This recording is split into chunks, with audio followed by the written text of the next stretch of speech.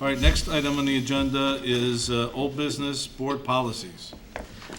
Gotta find it. We have the press packet 85 in the packet. There were not any questions submitted except for one in regards to insurance on student insurance. And we do provide student insurance. We do not need to self-insure because being a part of a cooperative for our general liability insurance, the general liability insurance pool picks the provider of the student insurance and offers that to all the members of the cooperative. That was the only question submitted. We also resubmitted the tech policy. We went through this as a building administration, made a presentation to the Policy Council. We got the policy 6:235 down to 2.5 pages from the 30-something pages we received from the attorney. We also provided you the administrative procedure so you could see the AUP that both staff, students, and even board members will have to sign on, verifying that they understand the policy and their responsibilities for using district technology. All right, so given that, any questions on that? We'll start with acceptable use of technology policy. I need a motion on that. Resolved that the Board of Education, Township High School, District 208, Cook County hereby approves the changes to the Board Policy 6:235, access to electronic networks, as presented in the July 8th, 2014 Board Agenda Package. Do I have a second? Second. Second by Ed Jepson. Any other discussion? No, I just have a comment. The group that worked on this did a really nice job. They took a lot of work and distilled it nicely, and I think it reads real clear. Thank you. Very, very good. All right, Mary Ann? Ms. Ruska? Yes. Mr. Jepson? Yes. Dr. King? Yes. Mr. Walsh? Yes. Mr. Welch? Yes. Mr. Gritchen? Yes. Mr. Cindy? Yes. All right, next one is the IASB press packet 85. Resolved that the Board of Education, Township High School, District 208, Cook County, Illinois hereby approves ISB Press Packet 85 as presented in the July 8th, 2014 Board Agenda Packet. Do I have a second? Second. Second by Ed Jepson. Any other discussion? Seeing none, Mary Ann? Mr. Jepson? Yes. Dr. King? Yes. Mr. Walsh? Yes. Mr. Welch? Yes. Mr. Gritchen? Yes. Ms. Ruska? Yes. Mr. Cindy? Yes. All right, Administrative Procedures Manual, we already talked about. Yeah, this does not require a vote. I think the recommendation from the Policy Council, and I'll let Mr. Jepson and Mr. Welch provide that to the board, but the Administrative Procedure Manual is the one that we've subscribed to an additional service to help us generate a procedure manual to align our board policy manual.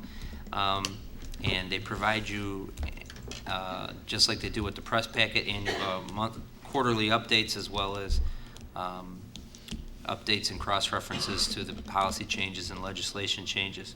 So really, these serve as a template for us to then tweak and add to our own forms, or to model our own forms or procedures after.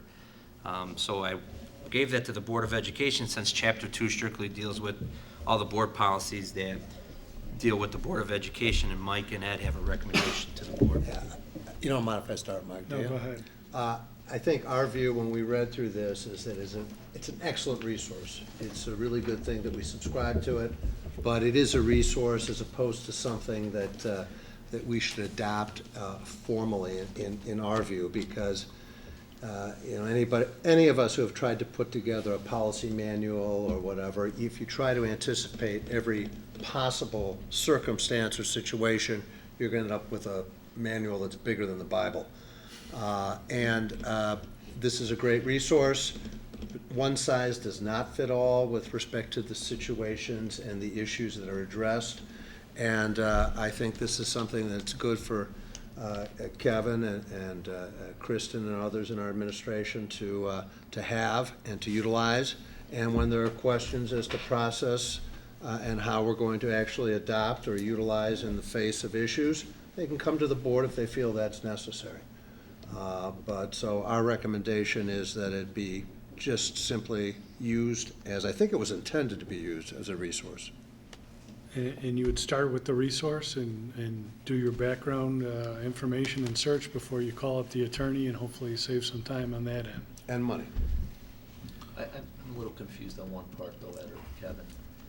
Let's assume we have a policy that says the superintendent will adopt the procedure.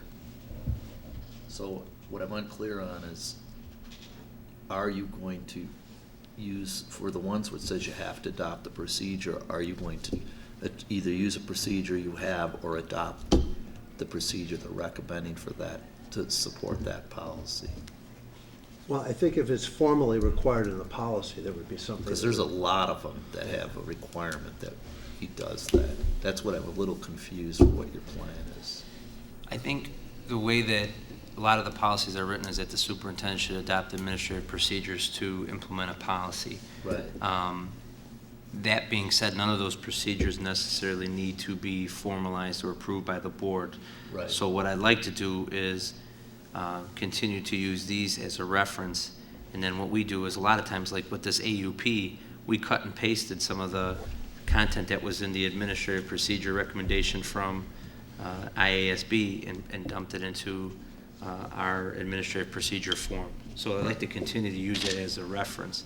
It won't necessarily mirror the administrative procedure that's in the IASB manual. The issue that happens is that we may use an administrative procedure for residency, or when it talks about maybe dual enrollment, once in the beginning of the year and not touch that again until the next beginning of the school year. And we might receive 4 legislative updates throughout press packets to the administrative procedure. So I think what I'd like to continue to do And you is tweak the procedure then. correct. I continue, like, you know, when I receive policies that say that, I look at the board, I look at the IASB reference manual, and I look at what we're currently doing, and then we implement those together. Do I print those out and put those in a binder? I do not, because they're constantly changing. And I guess, Tim, my feeling is that this is a great resource, and I trust Kevin to utilize it in a way that he sees fit and consistently under the circumstances. And the second part, Ed, and you're the expert on this, Yeah. is if we're saying that our students or our staff have to follow a procedure, or there could be some discipline involved, then it'd have to clearly be adopted, and they'll have to know that that's what I policy think we're that, gonna I think that's follow. right. You can't really be disciplined Okay. if you don't have some notice, unless it's behavior that's clearly out of the. Okay. All right, any other questions on this? This particular section was for the board. We're gonna get to the other sections eventually that cover more of, Yeah, but I don't know how much of those will actually be brought to the board, since those are just references for me and the administration. So I have a question then. When you looked at this, so your expectation for this is that it's a reference, but the expectation for procedures is for consistency, and that there's an expectation that processes will be fulfilled. Well, that's, policy is, I'm not talking about policy. oh, I I'm talking understand about what you're procedure. talking about, but I'm just saying that the way this stuff is written and the way it's to be utilized is truly as a resource. These are checklists. This is something you should look at, this is something, as opposed to, you can't really adopt it as, and I don't think you should. I think it would be a huge mistake for us to adopt this as to try to figure out, this is the way we're gonna do it each time, the 15 steps or the 20 steps or the resources, because each situation is gonna be different on many of these things. So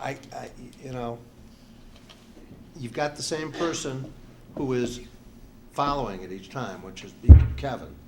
And so he's gonna be consistent, because he's going to be. I mean, that's how he's gonna operate, and that's our charge to him, is to operate things in a consistent, professional manner.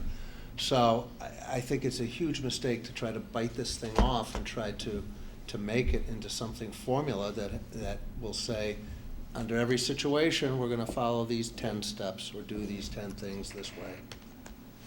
My concern is just that we would be seen as and we're only talking about our section, and I'm not saying it's not legislative, but that we not be seen fickle, or that you can't run processes if they change all the time. So. I don't think that's either planned or even an option, really. Okay, any other questions?